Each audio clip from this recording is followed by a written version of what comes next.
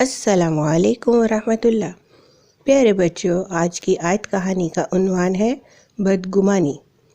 قرآن پاک کی سورۃ الحجرات کے اندر اللہ تعالیٰ نے فرمایا، ان بعض الظن اثم، بے شک بعض گمان گناہ ہوتے ہیں۔ کہانی کا آغاز کرتے ہیں۔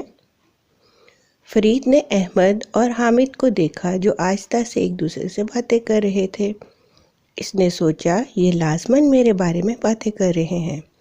اس کے بعد وہ تنہا اور پریشان ہو کر بیٹھ گیا اور اپنے آپ سے کہا، آج کے بعد میں احمد سے بات نہیں کروں گا۔ احمد میرا دوست نہیں ہے، کیونکہ میں کل مقابلہ میں ہار گیا تھا تو وہ یقیناً خوش ہوا ہوگا اور ابھی وہی بات حامد کو بتا رہا ہوگا۔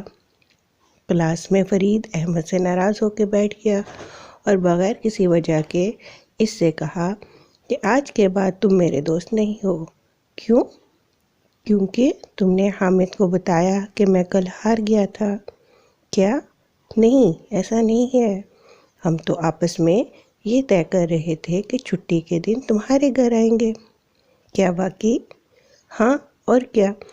ہم سوچ رہے تھے کہ بہت اچھا وقت گزرے گا، لیکن تم نے تو ہم سے غلط گمان کیا۔